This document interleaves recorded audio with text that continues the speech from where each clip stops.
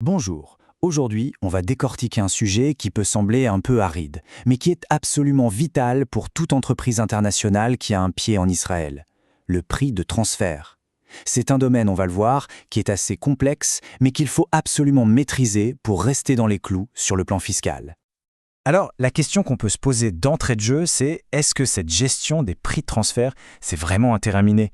Eh bien, comme on va le découvrir ensemble, sans une bonne carte et une bonne boussole, oui, ça peut vite le devenir.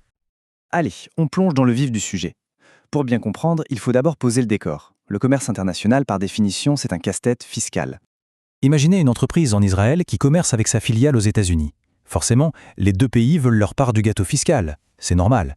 Les conventions internationales, elles, essaient de mettre de l'ordre là-dedans, mais honnêtement, la navigation reste super délicate. Le but du jeu, c'est de trouver le juste milieu pour que l'impôt soit équitable, sans pour autant tuer le commerce. Et voilà, on touche au cœur du problème. Quand deux entreprises indépendantes font affaire, c'est simple, c'est le marché qui fixe le prix. Par contre, entre une maison mère et sa filiale, les choses se compliquent. Le prix, il peut être, ajusté pour que les bénéfices apparaissent comme par magie dans le pays où il y a le moins d'impôts. Et ça, évidemment, ça allume tous les voyants louches chez les autorités fiscales. Ce qui nous amène tout droit à la toute première chose qu'un inspecteur des impôts va regarder, la nature exacte de la relation entre les entreprises qui commercent ensemble. Alors, attention, on entre dans le jargon, mais c'est un terme clé, les relations particulières. Ce n'est pas juste une question de qui possède qui, non, c'est un concept beaucoup plus large. Ça couvre en fait n'importe quel lien assez étroit pour potentiellement fausser les conditions d'une transaction. Mais alors concrètement, qu'est-ce qui crée ce fameux lien? Bon, il y a les cas évidents, un contrôle commun, une participation majoritaire. Mais il y a aussi un cas plus subtil, la dépendance économique. Si une entreprise dépend presque à 100% d'une autre pour vivre, le fisc peut considérer qu'il y a bien une relation particulière. Pour que ce soit bien clair, prenons un exemple concret. Une société israélienne détient 70% d'une société américaine. Là, c'est un cas d'école. Il n'y a même pas de débat. Pour le fisc, c'est limpide, ces deux entreprises sont liées et chaque transaction entre elles sera scrutée à la loupe. Bon, on a bien cerné le problème. Maintenant, la question c'est comment on fait pour bien faire? Comment on établit un prix qui soit à la fois juste et qui tienne la route face au fisc? En fait, le prix de transfert, c'est tout bête. C'est le prix que ces entreprises liées se facturent entre elles. Ça peut être pour n'importe quoi, des composants, un logiciel, des services. Mais ce prix, il doit être le bon prix. Et là, c'est la question à 1 million.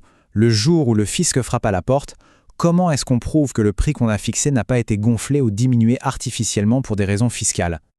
Heureusement, on ne navigue pas à l'aveugle. Il existe des méthodes bien établies, reconnues par les autorités fiscales. En voici 4 des plus communes. Le choix de la méthode n'est pas anodin, il dépend vraiment de l'activité, du type de transaction, mais l'idée derrière, c'est toujours la même, essayer de simuler le prix qu'une entreprise totalement indépendante aurait accepté. Ok, donc fixer un prix juste, c'est le premier pas, mais ça ne suffit pas. Comment on le prouve? C'est là que la documentation devient absolument cruciale. Et c'est vraiment le nerf de la guerre. Il ne suffit pas d'avoir raison, il faut être capable de le prouver, noir sur blanc. Cette documentation, c'est la ligne de défense numéro 1 en cas de contrôle. C'est la preuve matérielle que le raisonnement derrière le prix est solide et justifié. Et attention, quand on parle de documentation, on ne parle pas d'un simple formulaire à remplir. C'est un vrai dossier de fond qui peut contenir des études de marché complètes, des comparaisons de prix avec des transactions similaires sur le marché et même des analyses de rentabilité pour montrer que la marge est cohérente. Tout ça, ça a l'air compliqué, c'est parce que ça l'est. Et c'est exactement pour ça que la dernière étape est sans doute la plus sage, se faire accompagner par des experts. S'aventurer sur ce terrain miné sans guide, c'est vraiment prendre des risques. Un bon conseiller fiscal, il ne fait pas que remplir des papiers. Il aide à définir la meilleure stratégie, à monter un dossier de documentation en béton et surtout à anticiper les problèmes pour éviter de se retrouver dans un litige qui peut coûter très très cher. Donc s'il y a vraiment une chose à retenir de tout ça, c'est bien cette phrase. Une documentation bien faite, juste et complète, ce n'est pas de la paperasse. C'est le fondement même de la sécurité fiscale d'une entreprise qui joue dans la cour des grands à l'international. Et on boucle la boucle. On revient à notre question de départ, mais en regardant vers l'avenir. En comprenant bien les enjeux de ces relations particulières, en choisissant la bonne méthode pour fixer les prix, et surtout en documentant tout ça méticuleusement, une entreprise peut vraiment transformer ce terrain miné en une autoroute bien balisée.